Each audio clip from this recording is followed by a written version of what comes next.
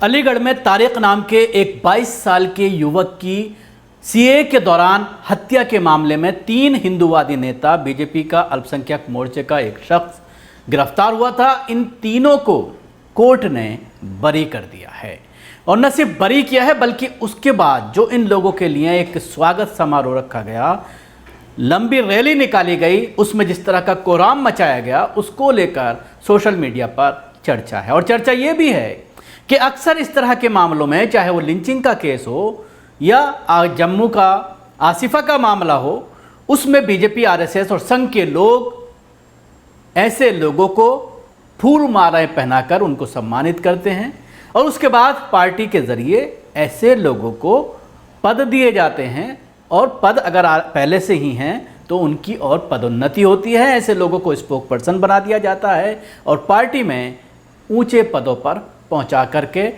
Election लड़ने की भी कई दफ़ा सामना आता है कि इलेक्शन में भी ऐसे लोगों को उतारा जा रहा है।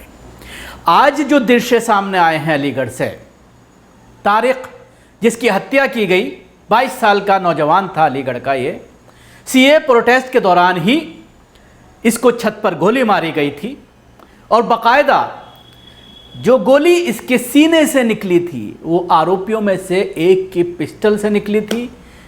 ये बात फॉरेंसिक रिपोर्ट में साबित हुई और वो पिस्टल उसी के नाम पर लाइसेंस था, ये बात भी साबित हुई।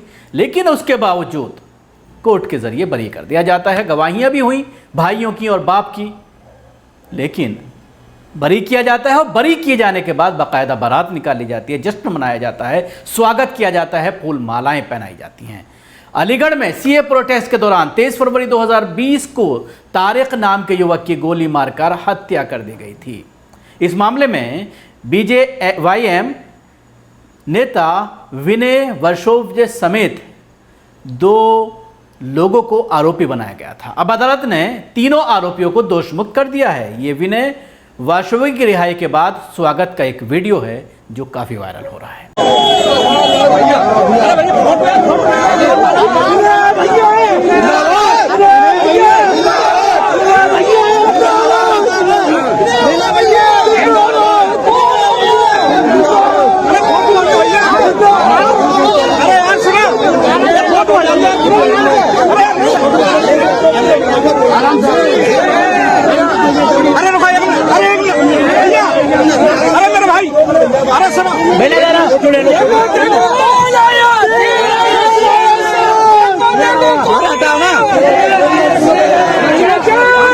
तो देखा आपने किस तरह से विनय का स्वागत किया जा रहा है जब वो जेल से रिहा होकर के आया है।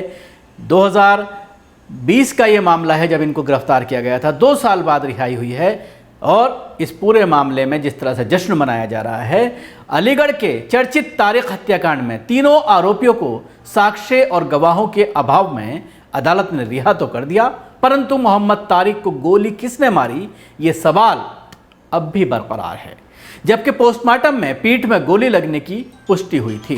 23 फरवरी 2020 को नागरिक संशोधन अधिनियम के विरोध में हुए प्रदर्शन के दौरान बाबरी मंडी के बवाल में मोहम्मद तारिक को गोली मारी गई थी, जिसमें वादी पक्ष की ओर से 4 गवाह पेश किए गए थे, जिसमें मुकदमा दर्ज करने वाला तारिक के भाई शारिक, तारिक के पिता मुनव्वर, भाभी सईदा और पत्नी इस मामले में गवाह थे।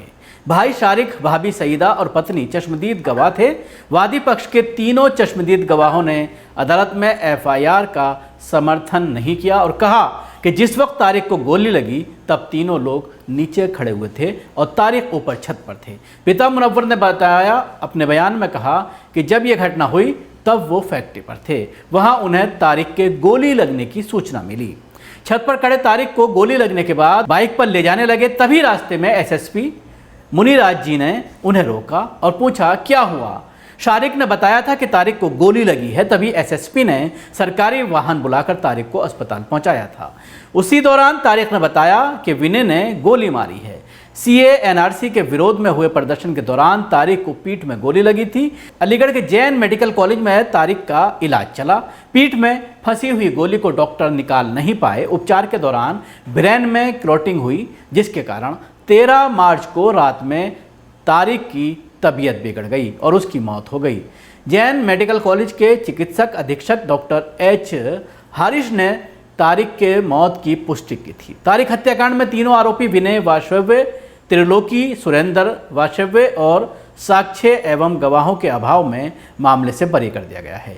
फिर भी ये रहस्य बना हुआ है कि आखिर मोहम्मद तारिक को गोली किसने मारी थी, जो कि एक जांच का विषय है। तारिक, जिसकी उम्र 28 साल थी, उनके पिता मुनव्वर की शिकायत पर पुलिस ने FIR भारतीय जनता युवा नेता विनय वाशव्य व उसके 2 अन्य साथियों को नामजद किया था और उनके खिलाफ इस बुनियाद पर FIR दर्ज की गई थी क्योंकि तारिक के सीने से निकलने वाली गोली विनय के हथियार की थी, जिसका लाइसेंस भी विनय के नाम पर दर्ज है। अब इन तीनों के बरी होने के बाद सवाल यही है कि क्या अब दोबारा इस पूरे मामले पर जांच करेगी, क्योंकि सवाल ये बनता है कि अगर इन तीनों ने गोली नहीं चलाई तो फिर असल हत्यारे जो हैं उनको पकड़ना पुलिस की जिम्मेदारी है। क्या पुलिस इसमें कोई कार्रवाई करेगी और जिन लोगों ने इस पूरे मामले को अंजाम दिया है, जो इसके पीछे आरोपी हैं, क्या उनको सलाखों के पीछे पहुंचाया जाएगा। शुक्रिया। आपको हमारी कोशिश कैसी लगी ज़रूर बताएं। हमारे YouTube चैनल को सब्सक्राइब करना ना भूलें, इसके साथ ही बेल आइकन ज़रूर दबाएं।